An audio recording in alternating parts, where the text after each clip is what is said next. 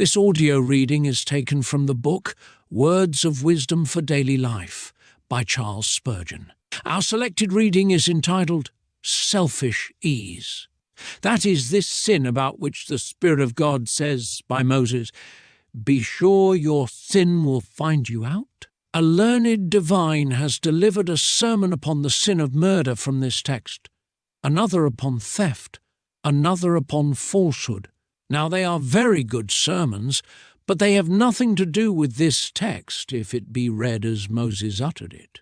If you take the text as it stands, there is nothing in it about murder or theft or anything of the kind.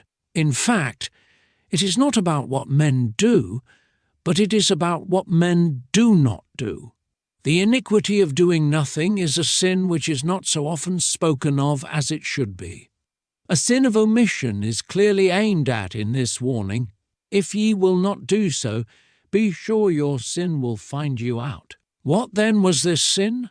Remember that it is the sin of God's own people. It is not the sin of Egyptians and Philistines, but the sin of God's chosen nation. And therefore this text is for you that belong to any of the tribes of Israel, you to whom God has given a portion among his beloved ones. It is to you, professed Christians and church members, that the text comes, "Be sure your sin will find you out." And what is that sin? Very sadly common it is among professed Christians and needs to be dealt with. It is the sin which leads any to forget their share in the holy war which is to be carried out for God and for his church. A great many wrongs are tangled together in this crime, and we must try to separate them and set them in order before your eyes. First, it was the sin of idleness and of self-indulgence. We have cattle. Here is a land that yields much pasture. Let us have this for our cattle, and we will build folds for our sheep with the abundant stones that lie about, and we will repair these cities of the Amorites, and we will dwell in them. They are nearly ready for us, and there shall our little ones dwell in comfort. We do not care about fighting. We have seen enough of it already in the wars with Sihon and Og. Reuben would rather abide by the sheepfolds. Gad has more delight in the bleating of the sheep and in the folding of the lambs in his bosom than in going forth to battle. Alas, the tribe of Reuben is not dead, and the tribe of Gad has not passed away. Many who are of the household of faith are equally indisposed to exertion, equally fond of ease. Hear them say, "Thank God we are safe. We have passed from death unto life. We have named the name of Christ. We are washed in his precious blood, and therefore we are secure." Then, with a strange inconsistency, they permit the evil of the flesh to crave carnal ease, and they cry, "Soul, thou hast much goods laid up for many years. Take thine ease, eat, drink, and be merry." Spiritual self-indulgence is a monstrous evil, yet we see it all around.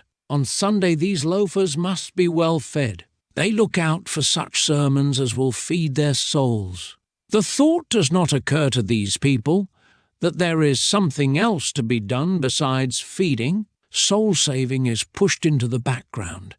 The crowds are perishing at their gates, the multitudes with their sins defile the air, the age is getting worse and worse, and man, by a process of evolution, is evolving a devil. And yet these people want pleasant things preached to them. They eat the fat and drink the sweet, and they crowd to the feast of fat things full of marrow and of wines on the lees well refined. Spiritual festivals are their delight. Sermons, conference, Bible readings, and so forth are sought after, but regular service in ordinary ways is neglected. Not a hand's turn will they do. They gird on no armour. They grasp no sword. They wield no sling. They throw no stone. No, they have gotten their possession. They know they have, and they sit down in carnal security, satisfied to do nothing. They neither work for life nor from life. They are arrant sluggards, as lazy as they are long.